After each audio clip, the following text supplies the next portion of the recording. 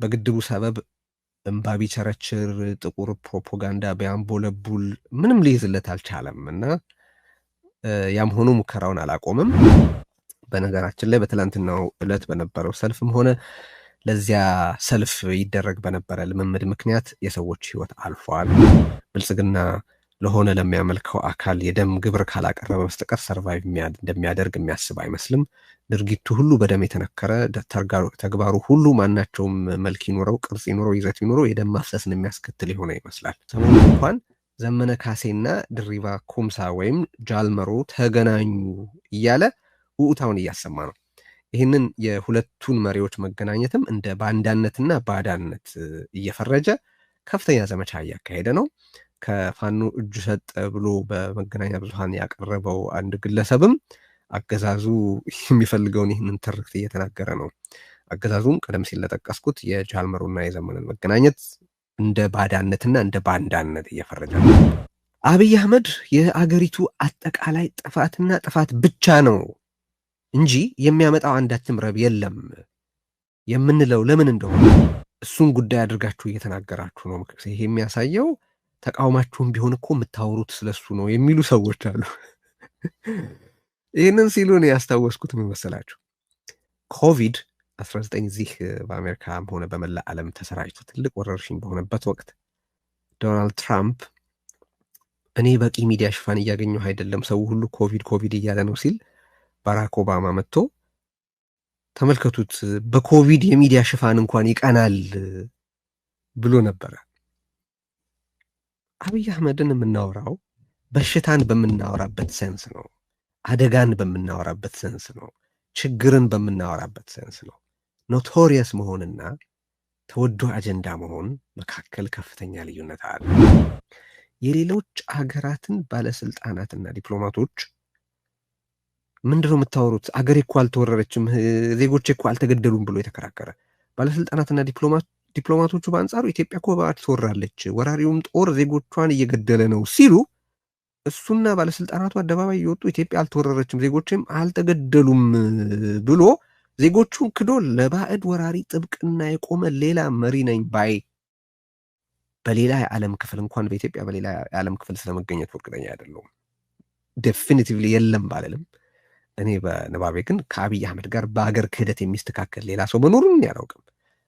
ከዛም ያልፋል። አገሩ በባዕድ ጦር እንዲወረርለት ገንዘብ ተተኳሽና ነዳጅ ያቀረበ የገዛ አገሩ ድንበር መጣሱንና የአገሩ ሕዝብ ጭፍጨፋን ስፖንሰር ያደረገ በኤርትራ የአየር ኃይል የተፈጸመውን ወንጀል በኤርትራ ጦር የተፈጸመውን ወንጀል አንዳንዱን አልተፈጸመም ሌላውን ደግሞ እኔ ነኝ የፈጸምኩት ብሎ ወንጀል በመጋራቱ የሚኮራ አደባባይ ወጥተው ወራሪውን ጦር አገራችንን ስለወረራችሁልን፣ ዜጎቻችንን ስለገደላችሁልን፣ ሴቶቻችንን ስለደፈራችሁልን እናመሰግናችኋለን ያለ ነውረኛ እንኳን በኢትዮጵያ በሌላ የዓለም ክፍል ስለመኖሩ እርግጠኛ አይደለሁም።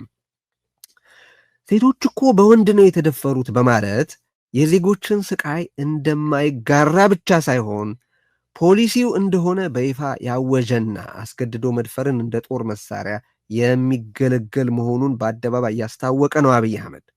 ከዚህ በላይ ለዜጎች ስቃይ ግድ ማጣት ብቻ ሳይሆን በስቃያቸው መደሰት ከየትም አይመጣም።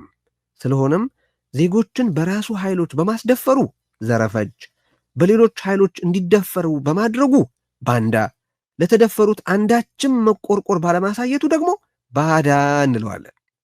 እንዲያውም አብይ አህመድ የባዳነትንና የባንዳነትን ክብረ ወሰን ያሻሻለ ከዚህ ቀደም ማንም የአገር መሪነትን ስልጣን የያዘ ብቻ ሳይሆን እንዲሁ ማናቸውም ግለሰብ ሊፈጽም ከሚችለው የባንዳነትና የባዳነት ተግባር በእጅጉ በከፋ መጠን የሀገር ክህደት ሊፈጸም እንደሚችል ያሳየ ነው።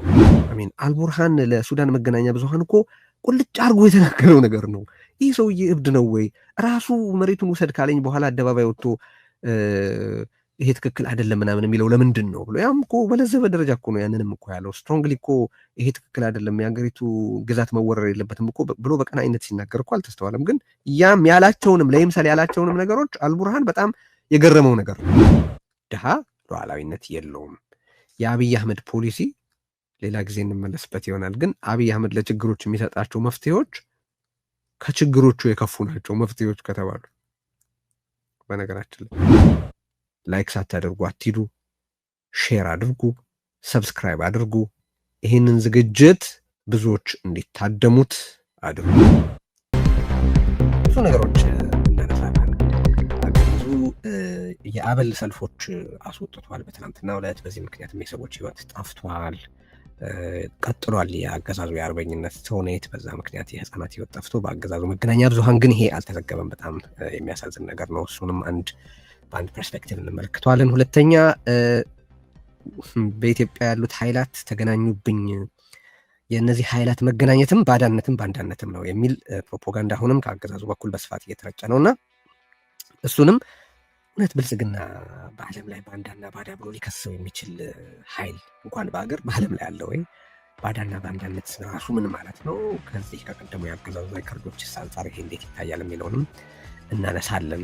በተጨማሪ የአጠቃላይ የፕሮፓጋንዳው ቅኝት ደግሞ ምን ለማድረግ ታስቦ ነው ይሄ እየተደረገ ያለው የሚለው፣ በየአደባባዩ እየተደሰኮረው ያለው የቀይ ባህር አጀንዳ፣ የባህር ባለቤትነት አጀንዳ እንዴት ነው መታየት ያለበት፣ ኑዋንስድ በሆነ መንገድ እንዴት ነው መታየት ያለበት የሚለውን ሁሉ በስፋት እንመለከታለን። አብይ አህመድ የአርበኝነትን ልብስ ለራሱ ለመደረብ ሲፍጨረጨር አንድም እየሰፋው አንድም ደግሞ ረዝሞ ጠልፎ እየጣለው በጣም ትልቅ ችግር ላይ ነው። በግድቡ ሰበብ እንባ ቢቸረችር፣ ጥቁር ፕሮፓጋንዳ ቢያንቦለቡል ምንም ሊይዝለት አልቻለም እና ያም ሆኖ ሙከራውን አላቆምም። አሁን ደግሞ በህዝብ የመጠላቱን ብርድ ሊቋቋም ባለመቻል ይመስላል የቅቡልነት ርዛቱን በአበል ሰልፎች ሊያካክስ እየተውተረተረ ነው። እርሱና ጀነራሎቹ ተራ እየገቡ ስለ ጦርነትና የቀይ ባህር ያለማቋረጥ እየደሰኮሩ ነው። የታዳጊዎችንና አዋቂዎችን ህይወት የበሉት ሰሞንኛ ሰልፎቹም የዚህ የከፋ የቅቡልነት ርዛት ወይም ሌጂቲመሲ ዴፊሲት ውጤቶች ናቸው። በነገራችን ላይ በትናንትናው ዕለት በነበረው ሰልፍም ሆነ ለዚያ ሰልፍ ይደረግ በነበረ ልምምድ ምክንያት የሰዎች ህይወት አልፏል። ለዚያ ሰልፍ ይደረግ በነበረው ልምምድ የተደረመሰው መድረክ የህፃናትን ህይወት በልቷል፣ የህፃናትን አካል አጉድሏል፣ የህፃናትን ስነልቦና ጎድቷል። እና ማንኛውም ድፍን አምባገነን እንደሚያደርገው ተማሪዎችን መራርጠው ወደ አዲስ አበባ ዩኒቨርሲቲ ግቢ ወስደው ከቤተሰቦቻቸው ጋር እንዳይገናኙ ከልክለው ነው ከሳምንት በላይ ለሆነ ጊዜ ያቆዩቸው። በኋላ የመጨረሻውን ልምምድ እዛው መስቀል አደባባይ ለማድረግ ሄደው እዛው በለማመድ ላይ ሳሉ ነው የተደረመሰው መድረኩና ህፃናቱ የተጎዱት። እና የነዛ ህፃናት መጎዳት በመንግስት ሚዲያዎች ዜና አልሆንም። ይሄ አዲስ ነገር አይደለም። ሾኪንግ በት ኖት ሰርፕራይዚንግ ነው ማለት ብልጽግና ይሄን ማድረጉ ነገሩ ሊለመድ ስለማይገባ ሾክ እያደረገን ሊቀጥል የሚገባ ነገር ነው። እንዲህ አይነት ነገሮች መለማመድ የለብንም።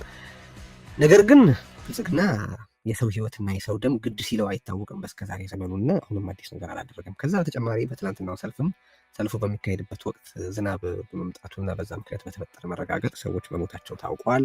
ይሄም ሌላ የብልጽግና ሰልፍ ያስከተለው ሞትና የደም ማፍሰስ ነው ማለት ነው። ብልጽግና ለሆነ ለሚያመልከው አካል የደም ግብር ካላቀረበ በስተቀር ሰርቫይቭ እንደሚያደርግ የሚያስብ አይመስልም። ድርጊቱ ሁሉ በደም የተነከረ ተግባሩ ሁሉ ማናቸውም መልክ ይኖረው፣ ቅርጽ ይኖረው፣ ይዘት ይኖረው የደም ማፍሰስን የሚያስከትል የሆነ ይመስላል። በተጨማሪ እነዛ ሰልፎች ላይ አብይ አህመድ አባይን የደፈረ መሪ፣ ከግድቡ ወደ ወደቡ ወዘተረፈ የሚሉ መፈክሮችን አስይዘው ሰልፍ ማስወጣቱም እያነጋገረ ነው። በእርግጥ መድፈር የሚለው ቃል አብይ አህመድ ከሚለው ስም ጋር አረፍተ ነገር ሲጋራ ወዲያውኑ የትርጉም ለውጥ ማስከተሉ አይቀሬ ነው። አብይ እኮ አባይን ደፈረ ሲባል አስገድዶ መሆን አለበት የሚል አስተያየት ትውስ ማለቱ በሳንጃ ነው ወይስ በወንድ አካል የሚል ጥያቄም ማጫሩ የማይጠበቅ አይደለም። ምክንያቱም አብይ አህመድ በአደባባይ ሴቶች እኮ በወንድ ነው የተደፈሩት ብሎ ሬፕን ሳኒታይዝ ያደረገ ነውረኛ በመሆኑ ነው። አብይ አህመድ እና አገዛዙ በበርካታ የዓለም አቀፍ የሰብአዊ መብት ተሟጋጆችና በልዩ ልዩ የመገናኛ ብዙሃን አስገድዶ መድፈርን እንደ ጦር መሳሪያ በመጠቀም የተከሰሰ፣ ለዚህም ሞልቶ የተረፈ ማስረጃ የቀረበበት ነውረኛ አገዛዝ በመሆኑ ነው። እዚህ ርዕዮት ላይ አብይ አህመድን በተመለከተ የምናቀርባቸው ዘገባዎች፣ ትንተናዎችና መልክታዎች የብልጽግናን መንጋ ጨርቅ ሲያስጥል እንመለከታለን። እነርሱ አንዳንዶቹ መቆርቆራቸው ለሆዳቸው ነውና እብደታቸው የኪራይ ነው። ሌሎቹ ማሰብ ተሰኗቸው ለአብይ አህመድ የተገረዱት ደግሞ ብስጭታቸው የውሰት ማለትም ፐርፎርማቲቭ አውትሬጅ ነውና ለእነርሱ መንጫጫት ግድ ኖሮን አያውቅም፣ አይኖረንምም። ዛሬ ይህንን ዝግጅት ለማጠናቀር ምክንያት የሆኑን ነገሮች ግን አሉ። አንደኛው አገዛዙ አስቀድሜ እንደጠቀስኩት ማናቸውንም ወንጀሎቹ እስካሁን ላካሄዳቸው ጦርነቶች ዜጎችን ለመፍጀቱና ለማፈናቀሉ ለሚያወጣቸው በጣም መጥፎ ህግጋትና ብልሹ አሰራሩ ሁሉ በሽፋንነት የሚያቀርበው ኢትዮጵያን ማስቀጠል፣ የኢትዮጵያ ሉዓላዊነት ማረጋገጥ፣ የግዛት አንድነት ማስጠበቅ ወዘተ የሚል ትርክት ነው። በአንጻሩ ደግሞ የስልጣን ተቀናቃኞቹን ወይም ተቃዋሚዎቹን ባዳና ባንዳ ናቸው ማለትን ያዘወትራል። ሰሞኑን እንኳን ዘመነ ካሴና ድሪባ ኩምሳ ወይም ጃልመሮ ተገናኙ እያለ ውዑታውን እያሰማ ነው። ይህንን የሁለቱን መሪዎች መገናኘትም እንደ ባንዳነትና ባዳነት እየፈረጀ ከፍተኛ ዘመቻ እያካሄደ ነው። ከፋኖ እጅ ሰጠ ብሎ በመገናኛ ብዙሃን ያቀረበው አንድ ግለሰብም አገዛዙ የሚፈልገውን ይህንን ትርክት እየተናገረ ነው። አገዛዙም ቀደም ሲል ለጠቀስኩት የጃልመሮና የዘመነ መገናኘት እንደ ባዳነትና እንደ ባንዳነት እየፈረጀ ነው። በነገራችን ላይ ይሄ ዜና እውነት ከሆነ በእርግጥም ዘመነና ድሪባ ተገናኝተው ከሆነ በእርግጥም የኢትዮጵያ የፖለቲካ ልሂቅ ልብ ገዝቷል ማለት ነው። በእርግጥም የኢትዮጵያ የፖለቲካ ልሂቅ የሀገሩን የህልውና ችግር ለመቅረፍ ከልቡ አብሮ መስራት ጀምረዋል ማለት ነው። አገዛዙ በመቅረፍ ስለሚታወቅ ነገሩን ቬሪፋይ ማድረግ ያስፈልጋል እንጂ ይሄ ነገር እውነት ከሆነ አገዛዙ ሳያውቅ የነገረን መልካም ዜና ነው እና አድርጋችሁት ከሆነ ይበል የሚያሰኝ ነው ማለት እወዳለሁ። ለዘመነም ለድሪባም በያሉበት ለጃልመሮ ወይም ለአቶ ዘመነ ካሴ አሁን ያለበት የፋኖ አደረጃጀት መሪ ነው እንደሚታወቀው። የነዚህ ሁለት መሪዎች መገናኘት ይበል የሚያሰኝ ነው። አገዛዙ ሳያውቅ ነው መልካም ዜና የነገረን እርግጥ ሆኖ ከሆነ ይሄ ነገር ማለት ነው። ምክንያቱም ብልጽግና እውነት የሚፈልግበት ስፍራ አይደለም በሚል ነው። ግን ምናልባት አንዳንድ ጊዜ የሆኑትንም ነገሮች እርሱ በሚያየው ፐርስፔክቲቭ ሁሉ የሚያየው መስሎት የሚነግረን እውነትም አልፎ አልፎ ስላለ እነዚህ ነገሮች ሆነው ከሆነ ተጨማሪ ሌሎች በኢትዮጵያ የፖለቲካ ምህዳር ውስጥ ያሉ የፖለቲካ መሪዎች ይጨመሩበት ከማለት በስተቀር እንኳን ይሄ ሆነ ለምን ይሄ ሆነ ብሎ የሚያብድ ብልጽግና ወይም የብልጽግና ፈቀላጤ ብቻ ነው። ስለዚህ አድርጋችሁት ከሆነ እንኳን አደረጋችሁት፣ ሌሎችንም ማካተት ቢጨምሩበት ማለት ነው የምፈልገው። ይህችን የባዳና የባንዳነት ሙሾ አብይ አህመድ የጀመረ ሰሞን የአገር ውስጥ ተቃዋሚዎቹን ባንዳ፣ የውጭ ኃይሎችን ደግሞ ባዳ ይል ነበር። አሁን ላይ ግን ሁለቱንም ቃላት በአገር ውስጥ ላሉ ተፋላሚዎቹ ጭምር እያዋለው ይገኛል፣ እየተጠቀመበት ይገኛል። ሰሞኑን እንደታዘብነው የህዳሴውን ግድብ እንኳ ለርካሽ ፕሮፓጋንዳ ፍጆታውን ለማዋል ክፉኛ ከመፍጨርጨሩም በላይ የህዳሴውን ግድብ መደገፍ አገዛዙን መደገፍ ደግሞ እስከዛሬ የፈጸማቸውንና የፈጸማቸው የቀጠላቸውን ወንጀሎች እንደ መባረክ እንዲወሰድለት ሲጥርም እያስተዋልን ነው። ይህንን የህዳሴውን ግድብ ለአገዛዙ ድጋፍ ለመጨመር እንደ ፕሮፓጋንዳ መሳሪያ እየተገለገለበት ነው። ምክንያቱም የህዳሴውን ግድብ ከሰራ እንኳ እንደው በቃ ደህና ነው፣ ይግደል፣ ይፍጅ፣ ወዘተረፈ እንዲባል ለማድረግ ነው እየሞከረ ያለው።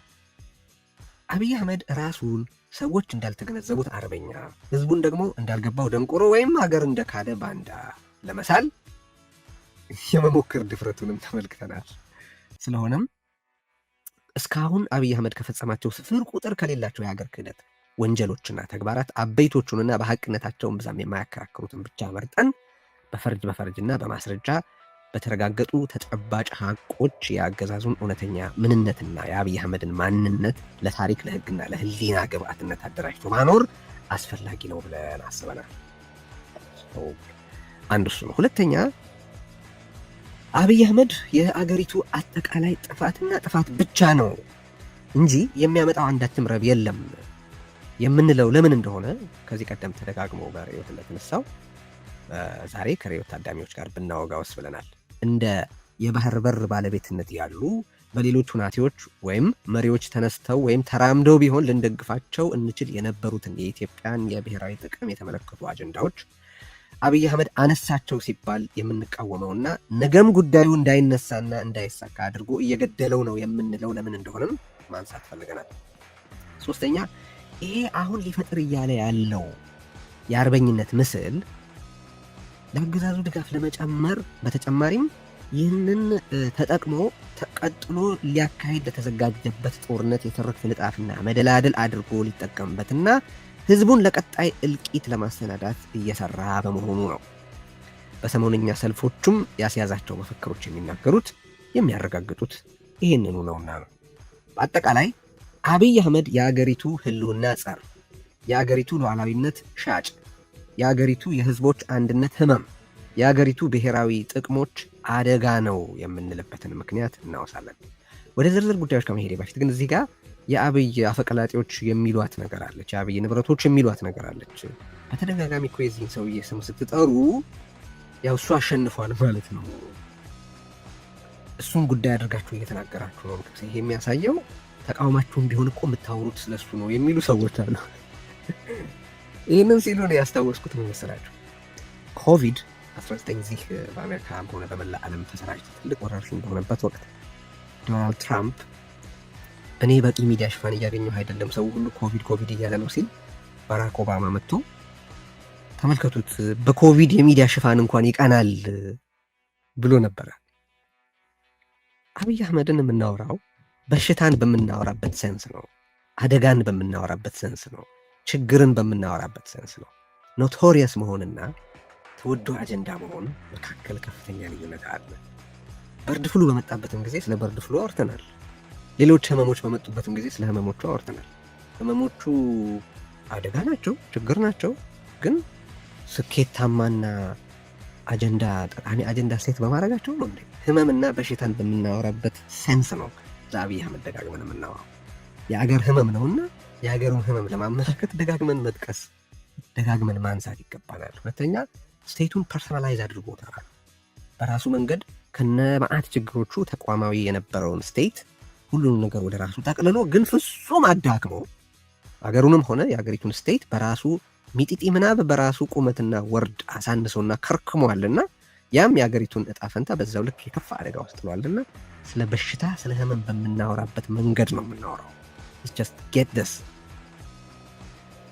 ወደ ሌላው ጉዳይ እንሂድና ወደዚሁ ዛሬ ወደ ተነሳንበት ጉዳይ አብይ አህመድ ግድቡን ራሱን አርበኛ ለማድረግ የአብይ አህመድን ግድቡን በተመለከተ የፈጸመውን ክህደት ማንሳት ደግሞ ባዳነትና ባንዳነት አድርጎ እያቀረበ ነው። የተቃዋሚ ኃይሎች መሰባሰብንም እንደዚሁ ባዳነትና ባንዳነት አድርጎ እያቀረበ ነው። እርሱን አለመደገፍንም እንደዚሁ ባዳነትና ባንዳነት አድርጎ እያቀረበ ነው። ቀጣዩን ጦርነትንም በተመለከተ አስቀድሜ እንደጠቀስኩት የትርክት ንጣፍ ለማበጀት ስለፈለገ ይህንን የእሱን ፕሮጀክቶች የእልቂት ፕሮጀክቶች የማይደግፍንም ሆነ የአብይ አህመድን የህልውና አደጋነቱን የሚጠቅስን ሁሉ ባዳና ባንዳ ነው ወዘተርፈ እያለ ነው። ስለዚህ ዛሬ ባዳውንና ባንዳውን በእርግጥ እንፈልጋለን። አብይ አህመድ እነዚህን ቀደም ሲል የጠቃቀስኳቸው ቅጽሎች ወይም መግለጫዎች አድጀክቲቭስ የሚገቡት ነው የምንለው ለምን እንደሆነ እናነሳለን። በሉዓላዊነት ጉዳይ እንጀምር። መግቢያችን ላይ እንዳወሳ ነው አብይ አህመድ ንግስናውን ያልተቀበሉትንና የአገርና የህዝብ ህልውና አደጋነቱን የሚጠቅሱትን እንዲሁም በሰላማዊም ሆነ በትጥቅ የሚፋለሙትን ሁሉ ባዳና ባንዳ በማለት ይፈርጃል። አሽከር ባለስልጣናቱንም እንዲያ ያስብላል። ነገር ግን እስካሁን በአብይ ወንጀለኝነትና አገር አፍራሽነት ከተሰጡ ትክክለኛ ስያሜዎች መካከል በአግባቡ የአብይን ምንነት አሳምረው የሚገልጹት እነዚህ ሁለት ቃላት ናቸው ብዬ አስባለሁ። ባዳና ባንዳ የሚሉት እንዴት? ኦኬ፣ ሉዓላዊነት ራሱ ብዙ አይነት ነውና ከግዛት ሉዓላዊነት እንጀምር። ለምሳሌ የግዛት ሉዓላዊነትን ጉዳይ ባጭር እንሄድበት። ምክንያቱም ዛሬ ለታሪክም ለህግም ለህሊናም ግብአት ይሆን ዘንድ አብይ አህመድ እስከዛሬ የፈጸማቸውና እየፈጸማቸው ያሉ የባንዳነትና የባዳነትን ተግባር ነው የምናነሳው። ለዛ እንዲረዳን በሉዓላዊነት ሴክሽን ውስጥ ስለ ግዛት ሉዓላዊነት ነው። በግዛት ሉዓላዊነት ረገድ በኢትዮጵያ የመሪዎች ታሪክ በአብይ አህመድ ልክ የአገሩ የግዛት አንድነት ፍጹም የሆነ ለአገሪቱ የግዛት አንድነት ፍጹም የሆነ ግዴለሽነት ያሳየና የሀገሪቱ የግዛት አንድነት ወይም ቴሪቶሪያል ኢንቴግሪቲ ጠላት የሆነ ኖሮ አያውቅም።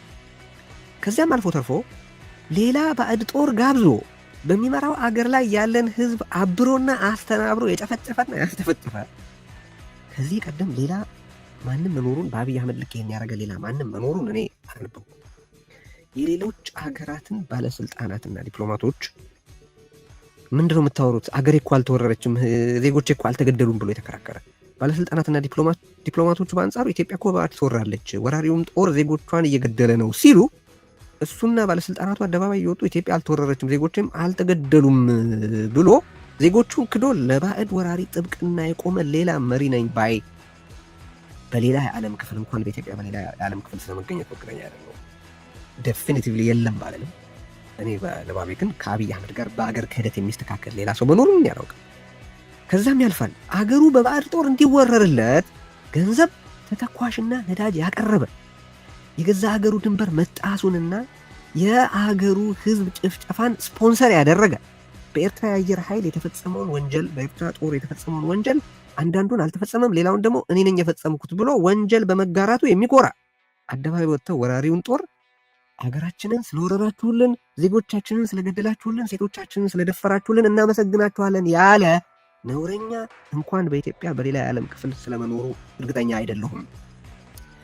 ሴቶች እኮ በወንድ ነው የተደፈሩት በማለት የዜጎችን ስቃይ እንደማይጋራ ብቻ ሳይሆን ፖሊሲው እንደሆነ በይፋ ያወጀና አስገድዶ መድፈርን እንደ ጦር መሳሪያ የሚገለገል መሆኑን በአደባባይ ያስታወቀ ነው አብይ አህመድ።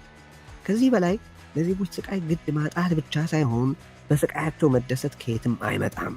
ስለሆነም ዜጎችን በራሱ ኃይሎች በማስደፈሩ ዘረፈጅ፣ በሌሎች ኃይሎች እንዲደፈሩ በማድረጉ ባንዳ፣ ለተደፈሩት አንዳችም መቆርቆር ባለማሳየቱ ደግሞ ባዳ እንለዋለን።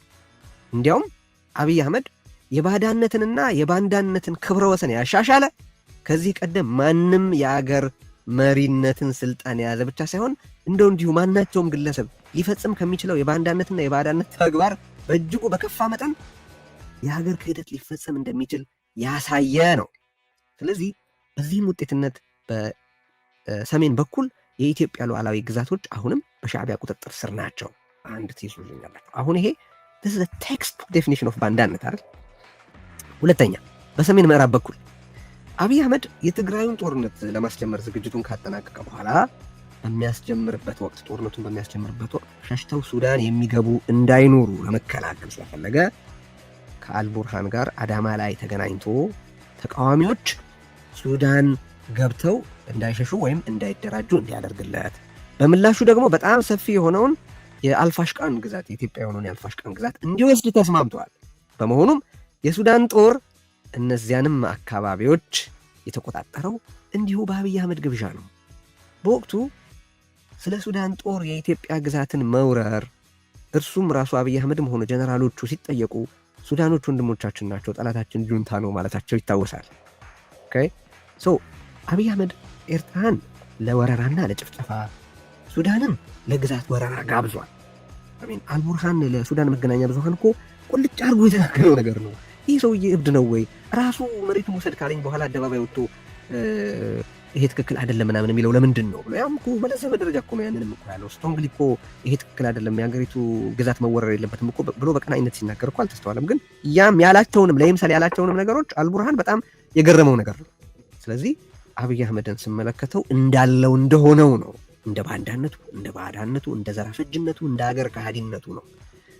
የግዛት ሉዓላዊነትን ጉዳይ እዚህ ላይ እንግታና ወደ ሌላ የሉዓላዊነት ዘርፍ እንሂድ፣ ወደ ፖሊሲ ሉዓላዊነት።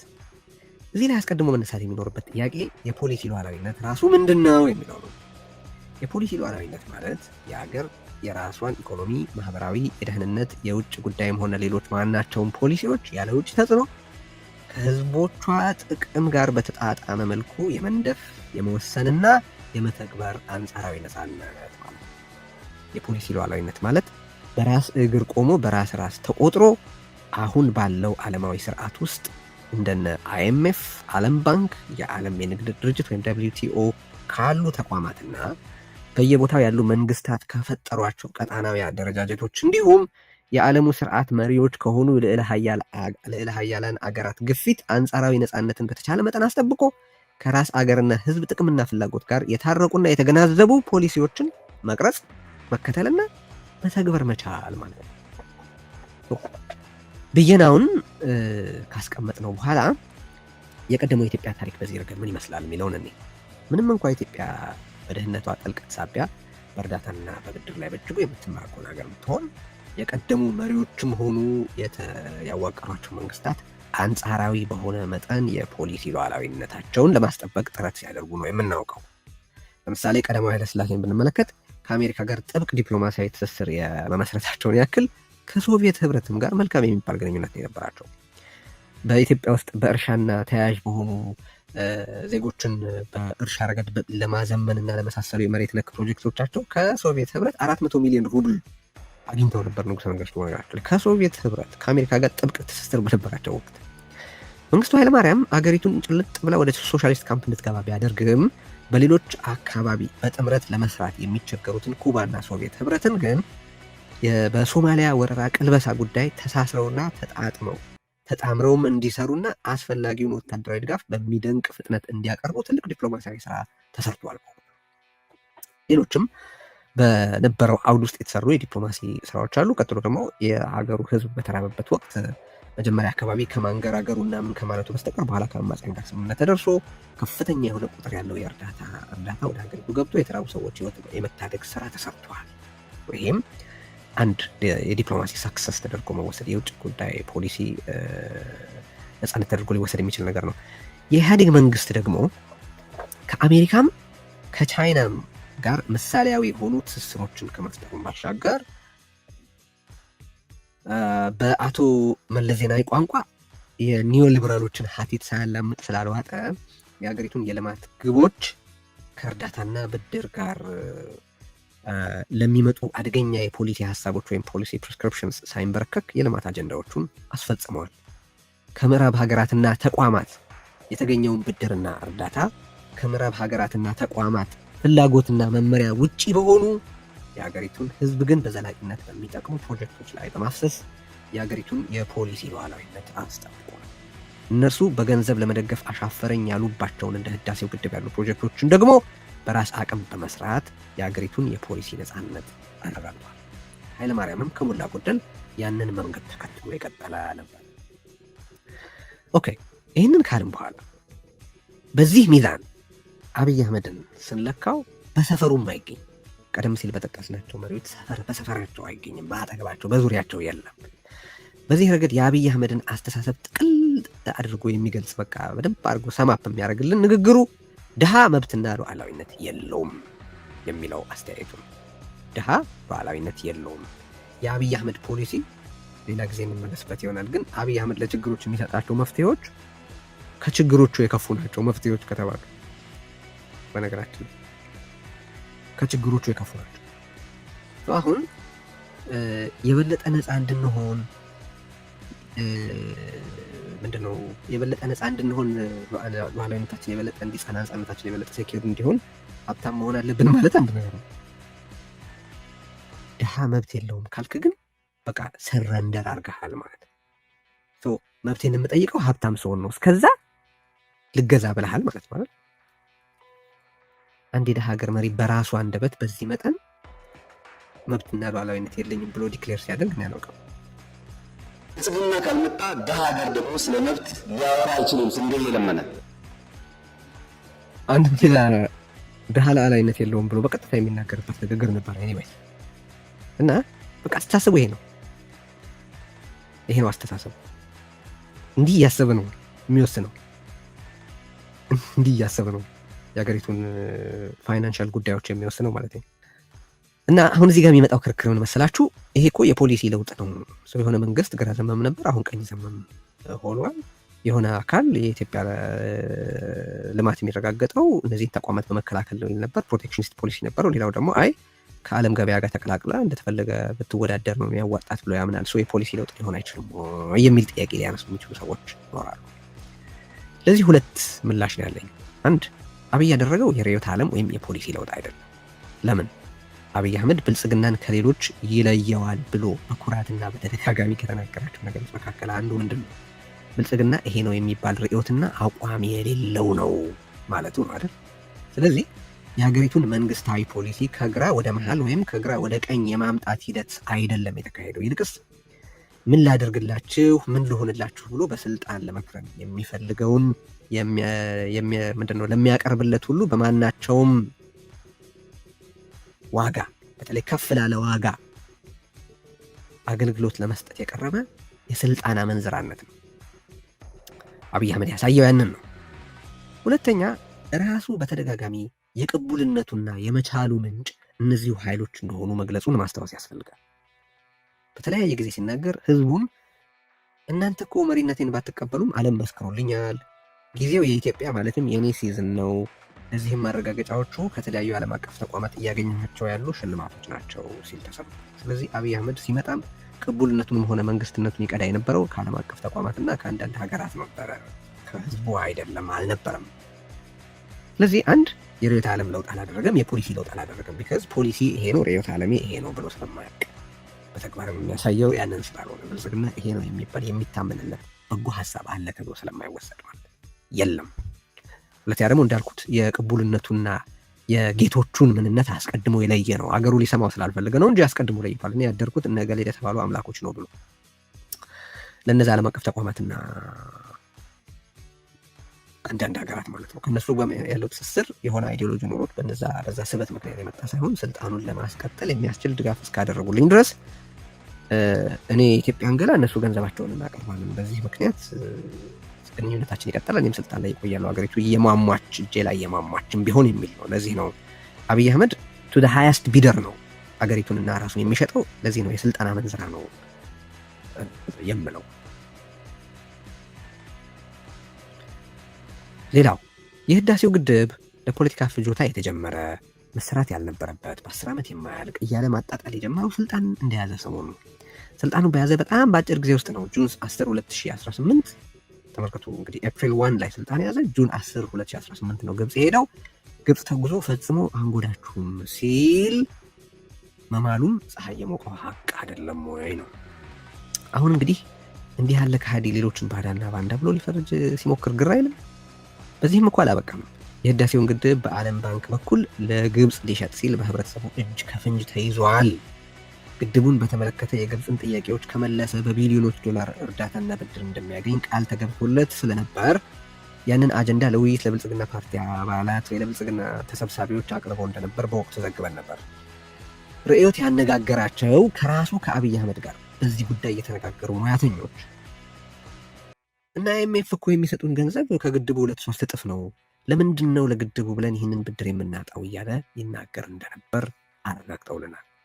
አብይ የኢትዮጵያን ውሃ ራስን ከመጥቀሚያና ብሔራዊ ጥቅምን ከማረጋገጫ ሌቨሬጅነት ወደ ደህንነት ስጋት ምንጭነት ለውጦታል።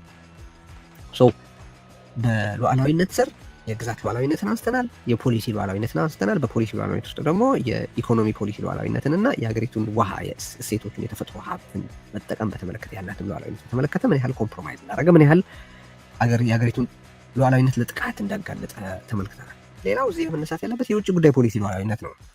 አብይ አህመድ የሀገሪቱን የውጭ ጉዳይ ፖሊሲና ዲፕሎማሲ ሙሉ በሙሉ ለተባበሩት አረብ ኤምሬትስ እንደ ተባበሩት አረብ ኤምሬትስ ላሉ መካከለኛ ኃይላት አከራይቶ የኢትዮጵያን የዲፕሎማሲ ቁመና አፈራርሷል። ሀገሪቱን የሳተላይት መንግስታት ቫስል ስቴት አድርጓታል። ሳተላይት ስቴት ራሱ ተመልከቱ፣ የወረቀት ብቻ ሉዓላዊነት ያላቸው ፖለቲካቸው፣ የደህንነት የመዋቅራቸውና ኢኮኖሚያቸው ሁሉ በአለቃው አገር ስበት የሚወሰንና ያንን ተከትሎ የሚንቀሳቀስ ሀገር እንደማለት ነው። ቫስል ስቴት ሲሆን ደግሞ ከዛም እጅግ ያነሰና የዛ የዶሚነንት የሚባለው ነገሮችን እየወሰንና እየተቆጣጠረ ያለው ስቴት ንብረት የመሆን ያክል ነው። አብይ አህመድ ኢትዮጵያን ወደዚህ ደረጃ ስለሆነ ያወረዳት ጦርነት ማካሄድ ያለባት መሆን አለመሆኑ፣ በምን አጀንዳ በማን ላይ መዝመት እንዳለባትና እንደሌለባት፣ በማናቸውም የውጭ ጉዳይ ፖሊሲ ጭብጦች ዙሪያ እንዴት ያለ አቋም ልትይዝ እንደሚገባና እንደማይገባ ከማዶ የሚወሰንላት ወይም የሚወሰንባት በተባበሩት አረብ ኤምሬትስ ሳምባ የምትተነፍስ ጥገኛ አድርጓታል። በዚህም ምክንያት አንደኛ ከኤምሬትስ የተቀበለውን ግዳጅ ይዞ ሶማሊያ ገብቶ በጥብጦ ተዋርዶና ተሸንፎ ወጥቷል። ከሶማሊላንድ ጋር በተፈራረመው የማግባቢያ ሰነድ ሳቢያ መላው ዓለም ሊባል በሚችል ደረጃ ኢትዮጵያን ተቃርኖ እንዲቆም ምክንያት ሆኗል። እዛም ተመልከቱ፣ ከነገም በኋላ አነሳዋለሁ፣ ግን ከነገም እየተበደረ ነው አብይ አህመድ የሚገለው የምንለው በዚህ ምክንያት ነው። ምናልባት ነገ የሚመጣ አንድ የኢትዮጵያ መንግስት ከሶማሊላንድ እና ከሶማሊያ ጋር ተነጋግሮ የሆነ አይነት የባህር በር ባለቤትነት ለኢትዮጵያ ማምጣት የሚፈልግ ቢሆን አብይ አህመድ በሰራው ድንቁርና ምክንያት የማይቻል አድርጎታል። ተዋርዶና ተሸንፎ ነው የወጣው፣ ተቀጥቅጦ ነው የወጣው። ያኔ የሀገር ጥቅም ምናምን እያሉ እንደ አርበኛ ያጫውታቸው የነበረው የሚዲያ ቅልቦቹ አሁን አፋቸውን ዘግተዋል። ስለዚህ ጉዳይ አያወሩም። ቢካዝ ፍጹም የሆነ ውርደትና ሽንፈት ተቀብሎ ስለሆነ የወጣው። ሁለተኛ ከኤምሬትስ የተቀበለውን ተልእኮ አንግቦ ሱዳን ዘልቆ ገብቶ አታጥቷል። እንግዲህ ተመልከቱ፣ ሱዳን በሚያስገርም ሁኔታ በኢህአዴግ ጊዜ ከግብፅ ጉያ ስር ተፈልቅቃ የኢትዮጵያ የህዳሴን ግድብ እንድትደግፍ ተደርጋ የነበረች ሀገር ነው። በኢትዮጵያ በተሰራው ዲፕሎማሲያዊ ስራ ምክንያት ግድቡ ሱዳንን እንደሚጠቅም በቅኝ ግዛት ግብፅ ሁልጊዜ በምትጠቅሳቸው የ1929ና 59 ስምምነቶች ተጠቃሚ እንዳይደለች፣ ይልቅስ ይሄ የሚመጣው አዲስ የወንዞች አጠቃቀም አሬንጅመንት፣ የናይል ቤሲን ኢኒሼቲቭስ የራስጌና የራሷም የሱዳን ተካታችነት ያለበት ስብስብ ሱዳንን የበለጠ እንደሚጠቅም፣ የህዳሴው ግድብ መሰራት ወደ ሱዳን እየተሸረሸረ የሚሄደውን አፈርና ደለል እንደሚቀንስ፣ የጎርፍ ማጥለቅለቅን እንደሚቀንስ ማሳመን ከመቻሉ የተነሳ የሱዳን መንግስት ማሽነሪዎች በህዳሴው ግድብ ስራ ላይ የተሳተፉበት ወቅት ነበር። በዚህ ደረጃ ተሳክቶ የነበረውን ዲፕሎማሲ በወቅቱ ከኢትዮጵያ ጋር በጥቅም ተሳስራ የነበረችውን ሱዳን ከሌሎች አገራት ተልእኮ ተቀብሎ የአልበሽርን መንግስት በመፈንቀል ተግባር ላይ ተሳትፏል አብይ አህመድ። ኢሳያስና አብይ በወቅቱ በጋራ ነበሩ። ቢኮዝ በመካከለኛ ምስራቅ ሀገራት በተለይ በዩኤ የተሰጣቸውን ተልእኮ የሚያስፈጽሙ ፓፔትስ ስለነበሩ ያኔ አብይ አህመድ ያንን በማድረግ ባንዳነቱንና ባዳነቱን አረጋግጧል። ሶስተኛ ከኤምሬትስ የታዘዘውን ሊያስፈጽም ደግሞ የኢትዮጵያን ህይወት ሊገብር የኢትዮጵያንን ደም ሊያጎርፍ ሌላ አውዳሚ ጦርነት ሊከፍት እያሟሟቀ ነው። ለምን? አብይ አህመድ ለስልጣኑ ሲል ማንንም ይሸጣል፣ ማንንም ይክዳልና ነው። በአጠቃላይ በአሁኑ ወቅት አብይ አህመድ ኢትዮጵያን የሌሎች ህልም የምታስፈጽም፣ የሌሎችን ጦርነት የምትዋጋ፣ የሌሎች የጦር መሳሪያ ቴክኖሎጂ ቤተ ሙከራ እንድትሆን አድርጓል። ይህን ደግሞ እንዲሁ ዝም ብለን አይደለም የምንለው። ተግባሩ ከበቂ በላይ ማረጋገጫ መሆኑ እንዳለ ሆኖ ቃል በቃል ራሱም ይህንን የሚያረጋግጥ ነገር ተናግሯል። አንድ ነገር ብቻ ልጥቀስ። የማያከራክሩትን ሀቅነታቸው በተጨባጭ በልዩ ልዩ መንገድ የተረጋገጡትን ነው ማለሰው ስላልኳቸው ኦክቶበር 3 2022 በወጣውና የዘኒውዮርከሩ ጆን ሊ አንደርሰን ባጠናቀረው ዘገባ ላይ አብይ አህመድ የሚላት በጣም ኢንትረስቲንግ ነገር አለች። በጊዜው ማንስተናት ነበረ። ስለዛ ዘገባ ዝግጅት በሰራንበት ወቅት ጆን ሊ አንደርሰን እንዲህ ይላል። ዘገባውን ነው የምጠቅሰው። አንድ የዘገባው ክፍል ላይ ምን ይላል? በመዋኛ ገንዳ አጠገብ ባለ ረዥም ጠረጴዛ ዙሪያ እራት ለመብላት ተቀምጠን አብይ ኢትዮጵያ ለአጋሮቿ እንዴት ልትጠቅም እንደምትችል ሲናገር እያደመጥን ነው ይላል። አንደኛ ይላል አብይ አህመድ ኢትዮጵያ ጦርነቶቻቸውን ማለትም የአጋሮቿን ወይም የምዕራባውያንን ጦርነቶች ልትዋጋላቸው ትችላለች። ይህ ማለት አውትሶርስ ቢያደርጉልን እኮ ጦርነቶቻቸውን እኛ ልንዋጋላቸው፣ ቅጥረኛ ልንሆንላቸው እንችላለን ነው አይደል እያለ ያለው። ኢትዮጵያ ጦርነቶቻቸውን ልትዋጋላቸው ትችላለች። ምዕራባውያን ልጆቻቸውን ወደ ጦርነት ለመላክ ፍላጎት ያላቸው አይመስልም። ኢትዮጵያውያን ግን ጥሩ ተዋጊዎች ናቸው። በዚያ ላይ የኢትዮጵያ ወላጆች ስለ ልጆቻቸው ሞት እምብዛም ግድ የላቸውም ይላል። ኢትዮጵያንስ ሃዝ ኖ ኳምስ፣ ግድ የላቸውም ይላል። ከዚህ በላይ የባዳነትም የባንዳነትም መገለጫ የለም። አሁን የግዛት ሉዓላዊነትን አነሳን፣ የፖሊሲ ሉዓላዊነትን አነሳን፣ የኢኮኖሚ ፖሊሲ ሉዓላዊነትን አነሳን፣ የውጭ ጉዳይ ፖሊሲ ሉዓላዊነትን አነሳን፣ የአገሪቱን የተፈጥሮ ሀብት በተመለከተ ሀገሪቱ ያሏትን ሉዓላዊነትን አነሳን። በእነዚህ ጉዳዮች ሁሉ አብይ ወጥ አቋም ነው ያለው። የባንዳ አቋም ነው ያለው። የክህደት አቋም ነው ያለው። የወንጀል አቋም ነው ያለው። ፋክቶች ናቸው እነዚህ። ከዛ የሴኪሪቲ ሶቨሬኒቲስ፣ የደህንነት ሉዓላዊነት አብይ አህመድ በዚህም ረገድ የሀገርን ጥቅምና ሉዓላዊነት የጎዱ በርካታ የሀገር ክህደት ወንጀሎችን ፈጽመዋል። ጥቂት ምሳሌዎች ላቅርብ። አንደኛ፣ የተባበሩት አረብ ኤምሬትስ የሰራዊቱን ጠቅላላ አደረጃጀት፣ የመረጃና የግንኙነት መስመሮች ሙሉ በሙሉ ያለ አንዳች ገደብ እንዲከፈትላቸው ትዕዛዝ ሰጥቶ ነበር። ከጀነራል ሰዓረ መኮንን ጋር ካላስማሟቸው ጉዳዮች አንዱም ይኸው ነበር። በነገራችን እነዛ ሰዎች የሆነ ድጋፍ ያደርጋሉ ስለተባለ ብቻ በመከላከያ ሰራዊት ውስጥ ያን መከላከያ ስለነበር ነው። ከጀኖሳይዱ በኋላ ያንን ስም ይዞ መቀጠል የለበትም። በተለይ አገሩን ከሌላ ኃይል ጋር ተጋብሮ ከወጋ በኋላ የመኖር ምክንያቱን በገዛ ራሱ ስለገደለ ይሄ የአብይ ጦር እንጂ የመከላከያ ሰራዊት ይባላል። ምክንያቱም አልተከላከለም፣ እየተከላከለ አልነበረም። እየተከላከለ ቀደም ሲል ያነሳናቸው ነገሮች በሙሉ የሚያሳዩት የአብይ ጦር እንጂ የመከላከያ ሰራዊት እንዳይደለ ነው። ቢኮዝ የመከላከያ ሰራዊት ቢሆን ኖሮ ቀደም በጠቀስነው መንገድ በአገሪቱ በሰሜን ምዕራብ፣ በደቡብ ምዕራብ በምናምን በኩል ያሉ የኢትዮጵያ ድንበሮች በሙሉ ሲጣሱ ዝም አይልም ነበር። ይሄ የአብይ ጨፍጫፊ ጦር እንጂ የመከላከያ ሰራዊት መባል አይገባውም። ያ ወደዛ ደረጃነት ከመውረዱና በሁሉም የአገሪቱ ክፍል ወደ ጭፍጨፋ ከመሰማራቱ በፊት ነው ግን የዩኤኢ ሰዎች የመጡትና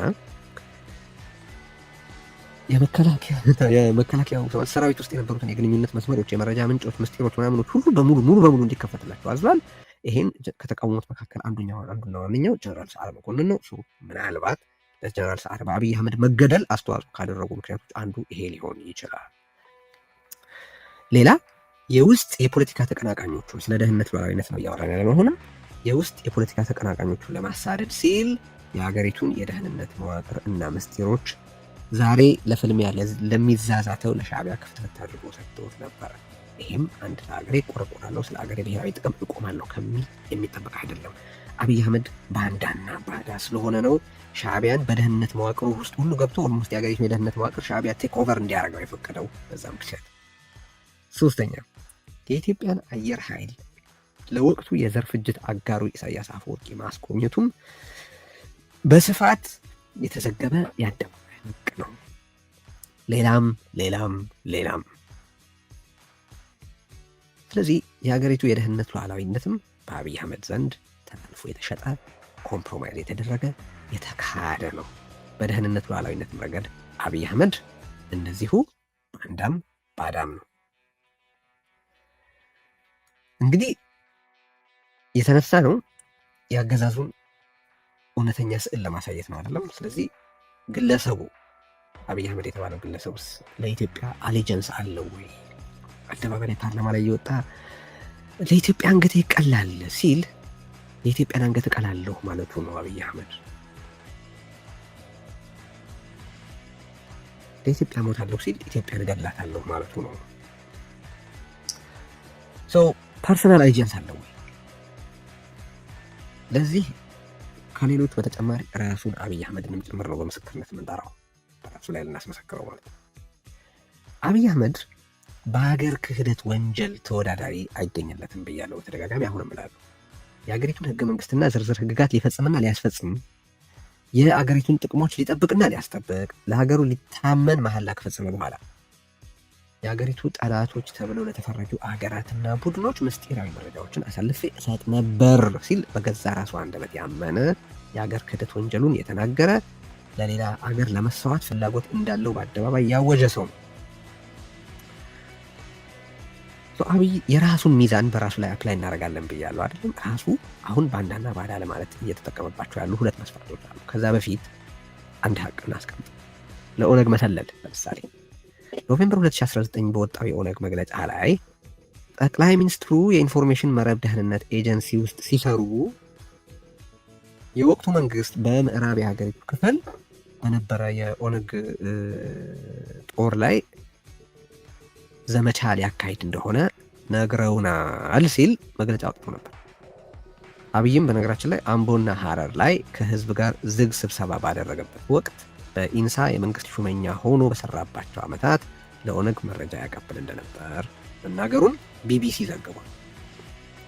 አሁን እዚህ ላይ የሚነሳው ጥያቄ መሰላችሁ፣ በእርግጥ የኦሮሞ ነጻነት ሰራዊት ማለት የኦላ አዛዥ ሆኖ ጃልመሮ ከርዕዮት ጋር በነበረው ቃለ ምልልስ ላይ አብይ ጃለገሰ ወጊን አስገደለ እንጂ አላገዘንም የሚል አስተያየት ሰጥቷል። ግን ይህንን ነገር በዚህ ስለ ባንዳነትና ባዳነት በምናወራበት ጥንቅር ውስጥ መጠቀሱ አስፈላጊ የሚያደርጉት ሶስት ምክንያቶች አሉ። አንደኛ ኦነግ በይፋ መግለጫው ይህንን በማረጋገጡና በድርጅት ደረጃ የወጣን መግለጫ እንደ ድርጅት ይፋ አቋም ከመውሰድ ውጭ ምርጫ ስለሌለ ነው። ሁለተኛ ቅድም ያልኩት የራሱ የአብይ አህመድን ሚዛን በራሱ ላይ አፕላይ እናደርጋለን እንዳልኩት፣ እንግዲህ አብይ አህመድ ምንድን ነው እያለ ያለው? በአሁኑ ወቅት ማናቸውም የስልጣን ተገዳዳሪዎቹን በጥቅል ከኢትዮጵያ መነጠል ይፈልጋሉ በማለት የሚከሳቸውን ደግሞ በተለይ በአገር ክህደት እየፈረጀ ስላለና ራሱን የአገሪቱ የግዛት አንድነት ጠበቃ አድርጎ እየለፈፈ እንደመሆኑ ራሱ ባስቀመጠው ብየና ማለትም በአሁኑ ወቅት መንግስትን መቃወም በትጥቅም ሆነ በሰላማዊ መንገድ እንዲሁም ከኢትዮጵያ የመነጠል ፖለቲካዊ አቋም መያዝ ባንዳነትና ባዳነት ነው እያለ ነው። ኦኬ፣ ይህንን ሚዛን እንያዝና በወቅቱ የኢትዮጵያን ማዕከላዊ ስልጣን ለመያዝ ሳይሆን አዲስ አገር ለመመስረት ይታገል ለነበረ ድርጅት መረጃ ማቀበል በራሱ በአብይ አህመድ ሚዛን ድርጊቱን የሀገር ክህደት ያደርገዋል። አንዱ አብይ አህመድ ባዳና ባንዳ ለማለት እየተጠቀመ ያለው የሀገሪቱን ማዕከላዊ መንግስት ተብዬ መቃወምና ከሀገሪቱ የመነጠል የፖለቲካ አቋም መያዝን እንደ ባንዳነትና እንደ ባዳነት እየፈረጀ ነው። አብይ አህመድ ደግሞ ተመልሶ ምን ይላል? ለዚህ ከኢትዮጵያ የመነጠል እቅድ ኖሮት ሲንቀሳቀስ የነበረ ቡድን እኮ ምስጢራዊ መረጃ አቀብል ነበር ስራ ላይ ያለው ብሏል። ፎር ራሱ አብይ አህመድ ሴት ባደረገው መሰረት አብይ አህመድ ባንዳና ባዳ ነው ማለት ነው። አንድ ሁለተኛ አብይ አህመድ አሁንም ሰዎችን ባዳና ባንዳ ብሎ ለመሰየም እየተጠቀመ ያለው ምንድን ነው? በመንግስት መዋቅር ውስጥ ሆኖ ለሌላ አገር ወይም ቡድን አሳልፎ መስጠት፣ መረጃ አሳልፎ መስጠት ባንዳነትና ባዳነት ነው እያለ ነው። አብይ አህመድ ያንኑ ራሱ ፈጽሜዋለሁ ያለውን ለመንግስት ተፋላሚዎች መረጃ የማቀበልን ተግባር አሁን እርሱ ስልጣን ላይ ባለበት ወቅት እየፈጸሙ ነው ሲል የሚከሳቸውን ሰዎች ባዳና ባንዳ እያለ በመሆኑ እንኳን በሌላ በራሱ ባስቀመጠው ሚዛን ቢለካ እንኳን ባንዳም ባንዳም። ግን ትንሽ ልሻገር። በኢትዮጵያ የወንጀለኛ መቅጫ ሕግ መሰረት የአገሪቱ ምስጢራዊ መረጃዎችን ጠላት ተብሎ ተፈረጀ ቡድን ወይም አገር አሳልፎ መስጠት የሀገር ክህደት ወንጀል ነው። ስለዚህ በሕግም ብናየው ይሄ ባንዳነትና ወንጀለኝነት ነው የሚያስከስስ። በዚሁ መስመር እንቀጥል። ስለ ኦነግ ከተናገረው እንውጣና ለኤርትራ ስለመሰለል እናውራ።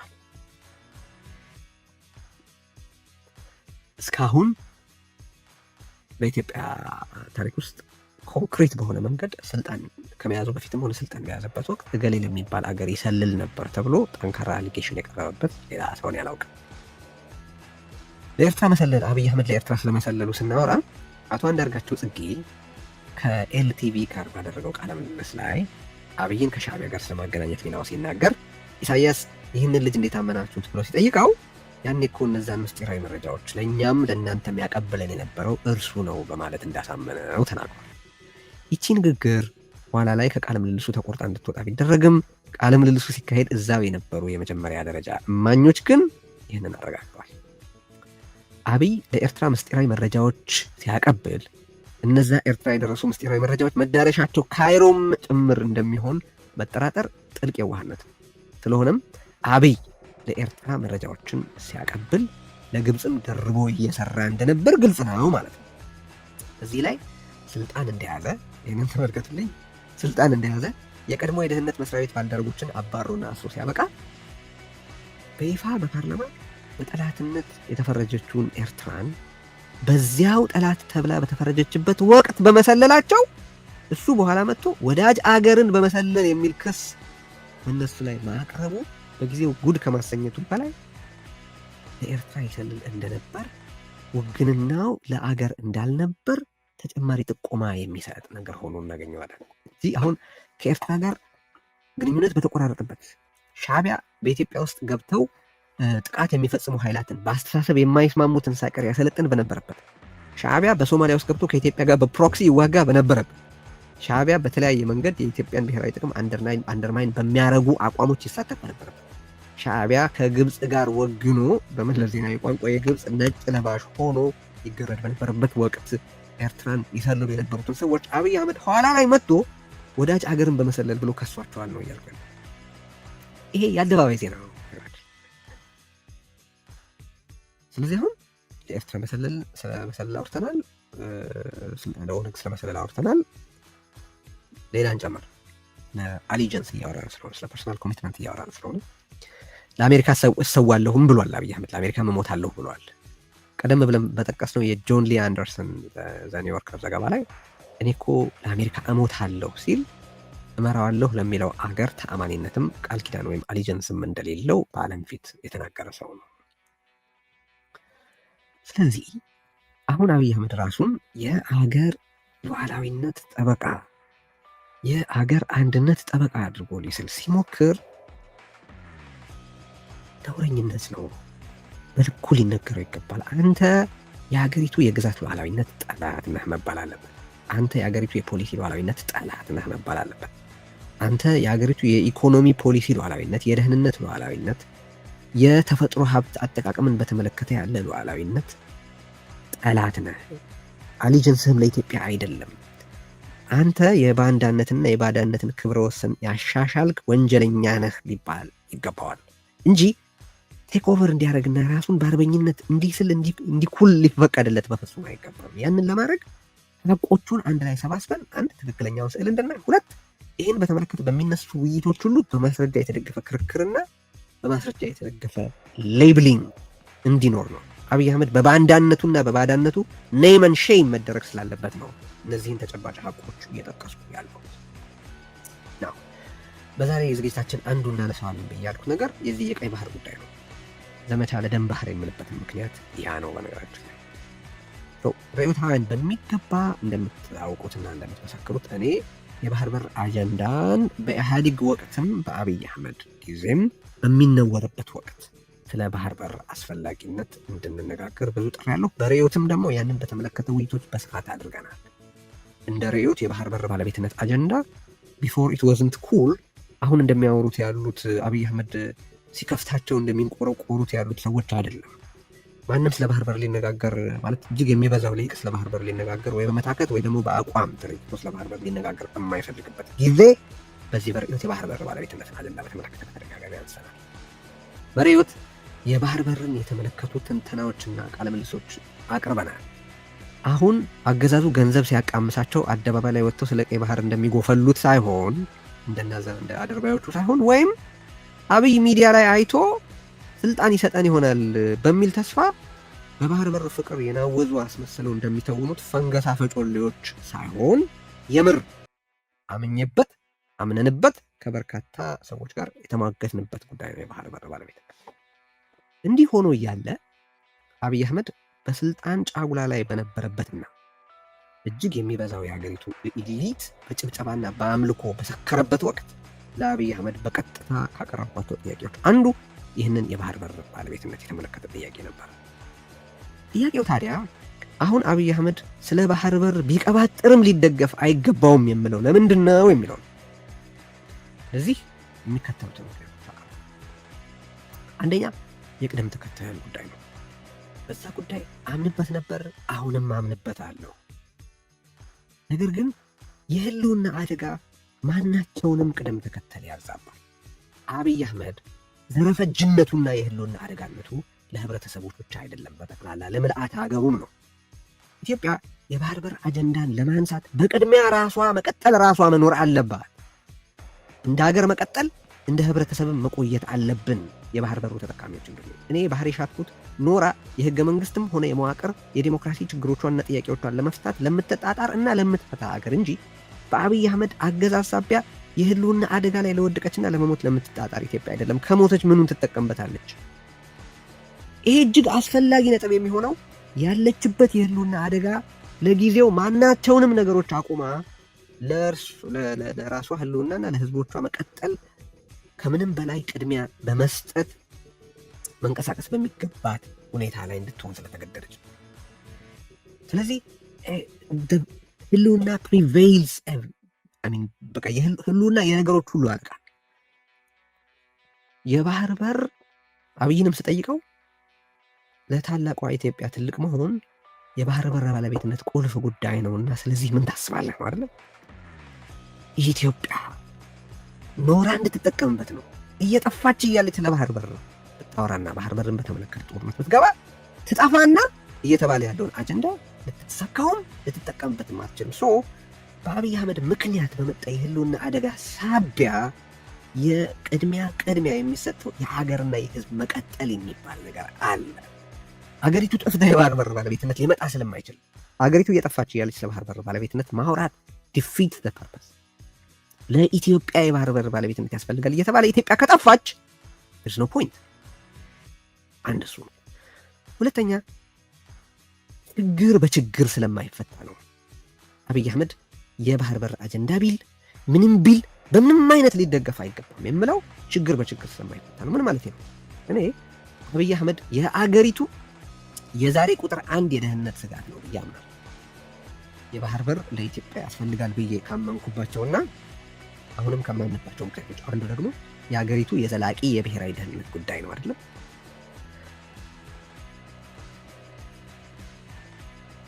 ስለዚህ ተመልከቱ፣ አብይ የዛሬ ቁጥር 1 የአገሪቱ የብሔራዊ ደህንነት ስጋት ነው። የባህር በር ደግሞ ኢትዮጵያ ያስፈልጋታል ብዬ ከምከራከርበትና ከተከራከርኩበት ምክንያት አንዱ ለአገሪቱ ዘላቂ የብሔራዊ ደህንነት ስል ነው። ስለዚህ የአገሪቱ የዛሬ ቁጥር 1 የደህንነት ስጋት የአገሪቱን ዘላቂ የደህንነት ችግር ሊቀርፍ አይችልም። ችግርን አይፈታም።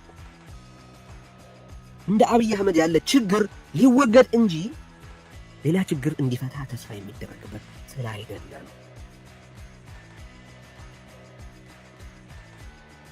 የአገሪቱ የዛሬ እና ቁጥር 1 የደህንነት ችግር የአገሪቱን ዘላቂ የብሔራዊ ደህንነት ችግር ይቀርፋል ብሎ ማሰብ ለኔ ድንቁርና ነው። ሶስተኛ የኤጀንሲና የግብ ጉዳይ ነው። አብይ እንደ ስሪቱ ሁሉ አጀንዳውን የሚያራምድበትና የሚከውንበት ግብም ለኢትዮጵያ ጥቅም አይደለም። ለምንድነው እንደዚህ የምለው? ኢትዮጵያንማ ከአንከር ስቴትነት ወደ ኤሚሬትስ ንብረትነት አወረዳት። ይህንን ሲያደርግ ምንድን ያደርገው? ኢትዮጵያ የራሷ ኤጀንሲ እንዳይኖራት ነው ያደርገው። የራሷ ኤጀንሲ ሳይኖራት ደግሞ የራሷ ብሔራዊ ጥቅምና ደህንነት ልትቆም አትችልም። ሊያካሂድ ያለው የተዘጋጀበት ያለው ጦርነት ለኢትዮጵያ ሲባል የሚካሄድ የማይሆነው ለዚህ ነው። በአብይ የስልጣን ዘመን ያለ አንዳች መዛነፍ የታየውም የሆነውም ይኸውና ይኸው ብቻ ነው። ስለዚህ አብይ በስልጣን ላይ ሳለ የሚያነሳቸው ማናቸውም የብሔራዊ ጥቅምም ሆነ የደህንነት አጀንዳዎች የቅጥረኝነቱና የስልጣን ወልፈኝነቱ ሽፋን ብቻ ናቸው። ስለዚህ እዚህ ጋር የኤጀንሲም የግብም ጥያቄ አለ ማለት ነው። አራተኛ የእስከዛሬው የአብይ አፈጻጸም ይህንን የባህር በር አጀንዳ ጨምሮ ማናቸውንም አገራዊ ጉዳዮች የሚከውንበት መንገድም ነገሩን ከግብ የሚያደርስ ስላይደለ ነው። ኦልሬዲ እያበላሸው ነው። ቅድም ጠቀስ ነው። ከሶማሌላንድ ጉዳይ እኮ ተባሮ ተዋርዶ ተሸንፎ ወጣ። አገሪቱ እኮ አፈረች፣ ተሸማቀቀች በዚህ እንጭጭ ምክንያት። በዚህ ደረጃ እኮ ኢትዮጵያ በዲፕሎማሲ እኮ ኤሊኔት ተደርጋ እኮ አታውቅም፣ ተገላ እኮ አታውቅም። ሊትራሊ ፓራያ ስቴት ነው እኮ ያደረጋት። ኤሪትሪያናይዝ እኮ ነው ያደረጋት።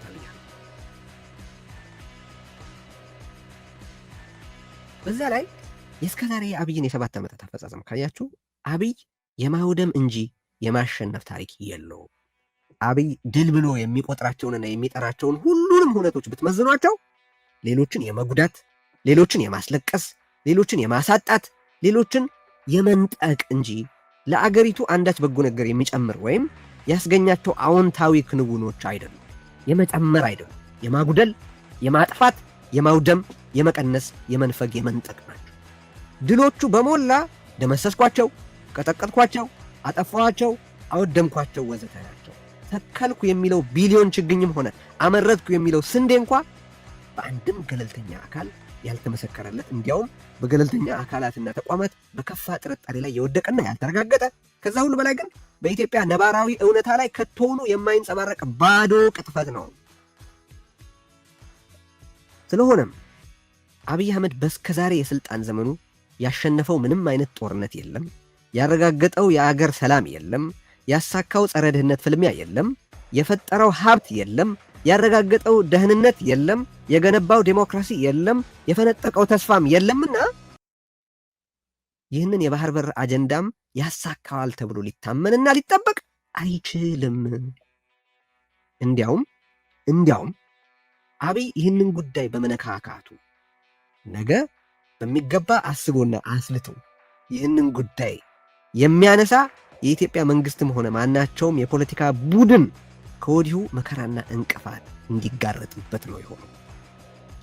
ሉክ አሁን ጦርነት ጀምሮ ወሮ አሰብን ተቆጣጠረ ይባል የትኛው መርከብ ነው እንደው ደህንነት ተሰምቶት ወደ ኢትዮጵያ ይመጣል ተብሎ የሚታሰበው? ከዛ በኋላ ያለው ሁኔታ እንዴት ይረጋጋል ተብሎ ነው? ኢትዮጵያስ በኢኮኖሚዋ ማደግና በፖለቲካዋ መጎልበት፣ በወታደራዊ አቅሟ ማደግ፣ ትብብር ሌቨሬጇ አድጎ ከኢትዮጵያ ጋር መስራት ያዋጣል ተብሎ ትንሽ የባህር በር መሰጣቸው እኮ ትስራችን ይጨምራል ተብሎ የመጣ ቢሆን አንድ ነገር፣ ወይም በጉልበት ይመጣል ተብሎ እንኳ ቢታሰብ የውስጥ ጣጣው ተቀንሶ በኢትዮጵያ ፖለቲካዊ ሽግግር ተደርጎ ህገ መንግስታዊ መዋቅሩ ተስተካክሎ ፖለቲካል ኮንሰንሰስ ተፈጥሮ ነው የውስጥ ህመሟ በቅጥ ታክሞ ከህልውና አደጋ ወጥታ ቢሆን ኮንሲደር ሊደረግ ይችላል። አሁን ከዩኤኢ ዶላር ውጪ በዩኤኢ ኦክሲጅን እየኖረች ያለች ሀገር፣ በላይፍ ሰፖርት እንድትኖር ያደረጋትን ሀገር ለዩኤኢ ቅጥር ሆና ባህር ታምጣ ቢባል ለዩኤኢ ስትል የምትደማ እንጂ የራሷን የባህር ባለቤትነት ለማረጋገጥ እየተንቀሳቀሰች ያለች አይደለች። ፊዚክሊ የባህር በሩንም ቢቆጣጠረው እንኳ የኢትዮጵያ የባህር ባለቤትነት ለመረጋገጡ ምንም አይነት ዋስትና የለም። አብይ የሚገድለው ከነገም ተበድሮ ነው የምንለው በነገራችን ላይ ለዚህ ነው። አብይ የሚያወድመው ከነገም ጭምር ተውሶ ነው። አብይ የሚያጨልመው ነገንም ጭምር ነው የምንለው በዚህ ምክንያት ነው። ከዚህ ቀደም መንግስትነትን በተመለከተ አጥስቼ ነበር። አብይ እኮ መንግስታዊ ስትራክቸርን ብቻ ሳይሆን መንግስትነትንም ከዜጎች አእምሮ እየፋቀ ነው። ከዚህ በኋላ ሴንስ ኦፍ ኦርደር ኦቶሪቲዝ እና ተቋማት በስርዓት እንዲከውኑ የሚያስችላቸውን ሴንስ ኦፍ ኦርደር ከስር ከመሰረቱ ከዜጎች መኖር እያጠፋው ነው የሚሉ። ስለሆነም አብይ የባህር በርን ያነሳው በቅጥረኝነትና በባንዳነት እንጂ ፍጽሞ የሀገርን ጥቅም ለማረጋገጥ እና ለመጠበቅ አይደለም። እስቲ ሰው ከሆነ እሱ የሀገር ህልውና አሳስቦት የብሔራዊ ደህንነት አሳስቦት ከሆነ የሀገሪቱ ቁጥር 1 የብሔራዊ ደህንነት ስጋት እርሱ መሆኑ እንደተጠበቀ ሆኖ እርሱ ራሱን የብሔራዊ ደህንነት አደጋ ይላል ብሎ እንኳ መጠበቅ ባይቻል ግን አገሪቱ ውስጥ ያለውን የውስጥ የፖለቲካ ቅራኔ አገሪቱን ሊያፈርሳት እንደደረሰ አውቆ እስቲ የሽግግር ምዕራፍ ይጀምር። የሚያደርገው የሀገሪቱን ብሔራዊ ደህንነት ለመጠበቅ ከሆነ የመጀመሪያ የሀገሪቱ ብሔራዊ ደህንነት ችግር ያለው ውስጧ ነውና እስቲ የሀገሪቱን የውስጥ የፖለቲካ ቅራኔ የሚፈታ የሆነ የሚረባ እርምጃ ይወስድ። ሊያደርገው አይችልም። this is too sophisticated and too big ለአብይ አህመድ ምናብ። ይሄ እየዘመተ ያለውም ስለ ኢትዮጵያ ስለ አይደለ ይህንንም ስለ ኢትዮጵያ ብሎ ያደርጋል ተብሎ ሊታሰብ አይችልም። ስሪቱም የእስከዛሬ ተግባሩም ሆነ የአሁን ክንውኑ ያንን አያሳይ።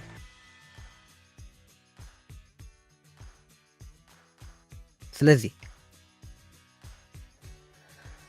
እንግዲህ በአንደበቱ ለጠላት አገር ምስጢራዊ መረጃዎችን አቀብል ነበር ብሎ ያመነ በራሱ አንደበት በሌሎችም ያስመሰከረን ባንዳ በየመድረኩና ሰልፉ አርበኛ ነኝ እያለ ሲመጻደቅ ስሙን በምግባሩ ሰፍሮ ማነወር ግድ ይለናል። በስከዛሬ ድርጊቶቹ የሀገሪቱን የግዛት ሉዓላዊነት፣ የፖሊሲ ሉዓላዊነት፣ የኢኮኖሚ ሉዓላዊነት፣ የደህንነት ሉዓላዊነት በሁሉም ማዕዘን የተፈጥሮ ሀብት የመጠቀም ሉዓላዊነቷን ሁሉ በሁሉም ማዕዘን ያስደፈረ አገሩን ጋብዞ ያስወረረን ባንዳ፣ ለዚህም አንዳችም ጸጸት የማያሳይን ባዳ በየአደባባዩ የሀገር ተቆርቋሪ መስሎ ሊተውን ሲዳዳው እዚያው በጠበለህ ሊባል ይገባዋል።